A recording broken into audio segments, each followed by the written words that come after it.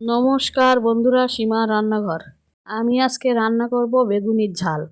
বেগুনগুলো লম্বা করে কেটে ধুয়ে নিলাম, লবণ দিলাম, হলুদ দিলাম, বেগুনের গায়ে মাখিয়ে নিলাম, কড়া বসালাম, সর্ষের তেল দিলাম, বেগুনগুলো তেলে ছেড়ে দিলাম, লাল লাল করে ভেজে নিলাম, বেগুনগুলো তুলে নিলাম, সর্ষের তেল দিলাম, পেঁয়াজ দিলাম, রসুন বাটা দিলাম, নাড়াচাড়া করে নিলাম, টমেটো দিলাম, লবণ দিলাম, হলুদ দিলাম, লঙ্কার গুঁড়ো দিলাম, জিরের গুঁড়ো দিলাম, আদা বাটা দিলাম, চিনি দিলাম, মশলাটা কষে নিলাম, জল দিলাম, কিছুক্ষণ ফুটিয়ে নিলাম, ভেজে রাখা বেগুন দিয়ে দিলাম।